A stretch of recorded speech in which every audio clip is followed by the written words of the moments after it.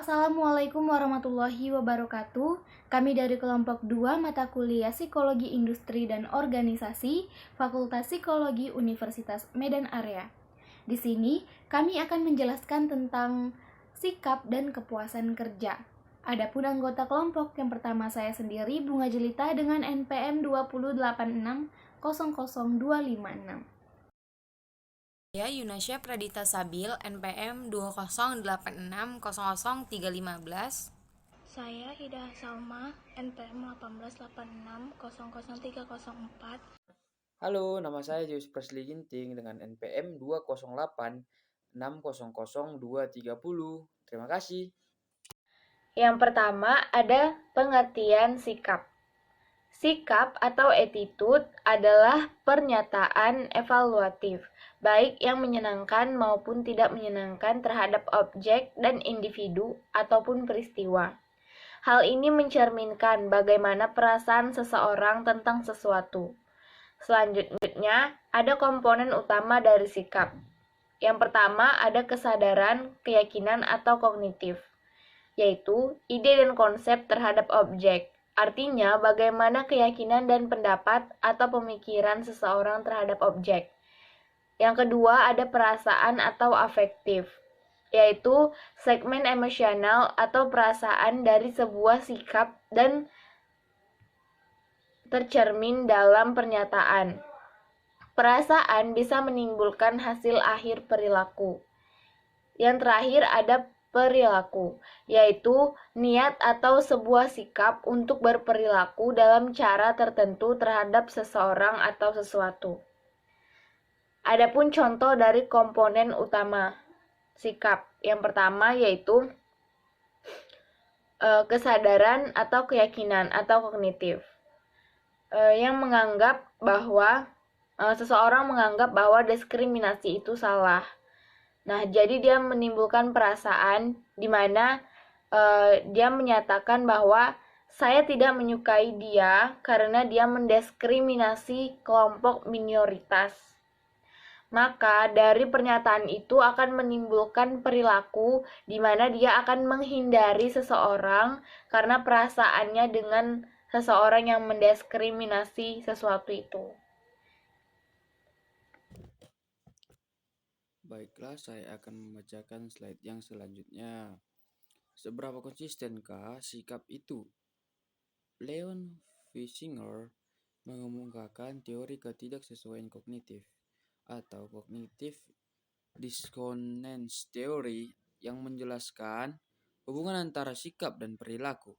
Pada umumnya, penelitian menyimpulkan bahwasannya individu mencari konsisten di antara sikap mereka serta antara sikap dan perilaku mereka.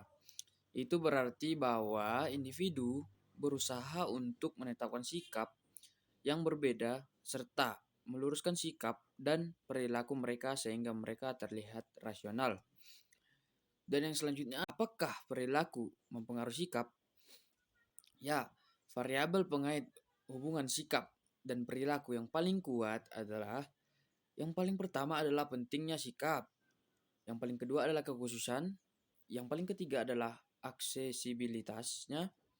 Yang keempat, tekanan-tekanan sosial. Dan yang kelima adalah pengalaman langsung dengan sikap tersebut. Dan apakah perilaku selalu mengikuti sikap?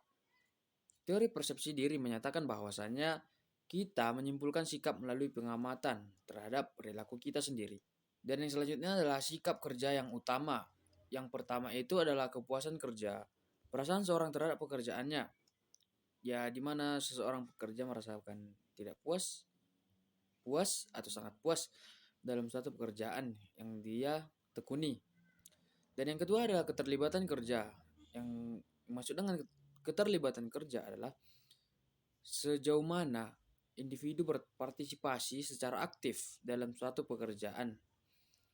Dan yang ketiga adalah komitmen organisasional. Komitmen organisasional ini dapat dikatakan atau dapat diukur sebagai mana tingkat sampai sejauh mana karyawan ikut serta terlibat dalam mempertahankan keanggotaan dalam organisasi tersebut dan menjalankan tujuan-tujuan organisasi tersebut. yaitu komitmen organisasi. Yang selanjutnya adalah 3 dimensi komitmen organisasional. Yang pertama adalah komitmen efektif atau yang disebut dengan stay because you want to. Yang kedua adalah komitmen kelanjutan atau stay because you need to. Dan yang terakhir adalah komitmen normatif yang disebut juga dengan stay because you ought to. Terima kasih. Baik, selanjutnya yaitu sikap kerja yang lain. Sikap kerja yang lain terbagi menjadi dua, yaitu perceived organizational support dan employee engagement. Perceived organizational support yaitu tingkat sampai mana karyawan yakin bahwa kontribusi mereka dalam organisasi akan dihargai dan organisasi akan mensejahterakan mereka. Lalu yang kedua ada employee engagement. Employee engagement adalah keterlibatan, kepuasan, dan antusiasme individu dengan kerja yang mereka lakukan. Apakah sikap kerja ini benar-benar berpengaruh besar? Jawabannya jelas iya. Karena bagaimanapun apabila individu merasa sangat terlibat dalam pekerjaannya, maka individu tersebut akan menyukainya. Sehingga mereka berpikir bahwa organisasinya sportif dan juga mengandalkan mereka. Bagaimana sikap karyawan dapat diukur? Metode yang paling sering digunakan untuk mengukur sikap karyawan yaitu melalui attitude survey atau survei sikap. Survei sikap adalah upaya untuk mendapatkan respon dari karyawan mengenai perasaan mereka terhadap pekerjaan, tim kerja, penyedia, dan organisasi. Penggunaan survei sikap secara teratur memberi manajemen umpan balik yang berharga mengenai bagaimana karyawan menerima kondisi kerja mereka. Kebijaksanaan dan praktik yang dianggap objektif dan adil oleh manajemen mungkin dianggap tidak adil oleh karyawan-karyawan tertentu. Arti penting dari sikap terhadap keberagaman di tempat kerja. Sikap karyawan yang berubah untuk mencerminkan perspektif yang berubah mengenai ras, gender, dan persoalan perbedaan lainnya semakin mengkhawatirkan para manajer karena hal tersebut bisa menjadi hal penghambat dalam organisasi. Oleh karena itu, perlu dikembangkan sebuah program kebersamaan yang meliputi fase evaluasi diri. Individu didesak untuk memeriksa diri sendiri serta menghadapi stereotip etnis dan kultural yang mungkin mereka miliki. Dapat juga ditambah aktivitas yang mengatur individu untuk melakukan pekerjaan sukarela di pusat-pusat layanan atau masyarakat, untuk bertemu langsung dengan individu atau kelompok dari latar belakang yang berbeda, agar mereka dapat merasakan seperti apa rasanya menjadi berbeda. Seseorang bisa memiliki ribuan sikap, tetapi perilaku organisasi memfokuskan diri pada sikap yang berkaitan dengan pekerjaan. Hal ini meliputi kepuasan kerja, keterlibatan kerja, tingkat sejauh mana seseorang berkecimpung dalam pekerjaannya dan secara aktif berpartisipasi di dalamnya. Dan komitmen organisasi, sebuah indikator loyalitas kepada dan keberpihakan dalam organisasi. Tidak dapat dipungkiri kepuasan kerja menjadi perhatian yang cukup besar. Kepuasan kerja merupakan respon efektif atau emosional terhadap berbagai segi atau aspek pekerjaan. Aspek pekerjaan seseorang sehingga kepuasan kerja bukan merupakan konsep tunggal. Seseorang dapat relatif puas dengan salah satu aspek pekerjaan dan tidak puas pada aspek lainnya. Ada dua metode mengukur kepuasan kerja. Yang pertama, angka nilai global tunggal, yaitu single global rating. Yang kedua, skor penjumlahan atau summation score. Selanjutnya, seberapa puaskah orang dalam pekerjaannya? Menurut Robbins, ada 5 dimensi kepuasan kerja, yaitu 1. Pekerjaan itu sendiri, 2. Upah dan promosi, 3. Kondisi kerja, 4. Rekan kerja, 5. Kesesuaian antara pekerjaan dan kepribadian. Adapun faktor pendorong kepuasan kerja, yaitu kerja secara mental menantang, 2. Ganjaran yang pantas, 3. Kondisi kerja yang mendukung, 4. Rekan sekerja yang mendukung, 5. Jangan lupakan kesetiaan antara kepribadian pekerjaan, dan yang terakhir ada dalam geng. Selanjutnya, bagaimana karyawan yang tidak puas dan dapat mempengaruhi sebuah organisasi? Ada 4, yaitu 1, keluar atau exit, yaitu perilaku yang ditunjukkan untuk meninggalkan organisasi dan termasuk mengundurkan diri.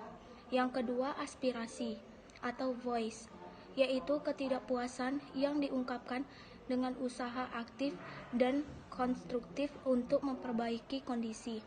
Yang ketiga, kesetiaan atau loyalty, yaitu ketidakpuasan yang diungkapkan secara pasif menunggu membaiknya kondisi. Dan yang terakhir, pengabdian atau neglect, yaitu ketidakpuasan yang dinyatakan dengan membiarkan kondisi memburuk. Selanjutnya, kesimpulannya yaitu seorang manajer harus tertarik pada sikap kerja karyawan, karena sikap tersebut memberikan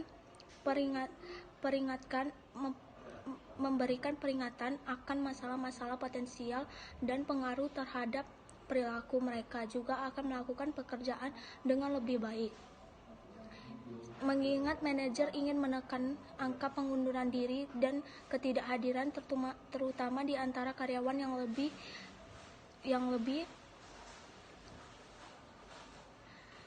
baik dan yang lebih produktif. Mereka ingin melakukan hal-hal yang akan menghasilkan sikap kerja positif. Hal terpenting yang bisa dilakukan para manajer untuk meningkatkan kepuasan karyawan adalah berfokus pada bagian-bagian intensif pekerjaan, seperti membuat kerja tersebut menjadi menantang dan menarik. Terima kasih. Itu tadi penjelasan tentang sikap dan kepuasan kerja.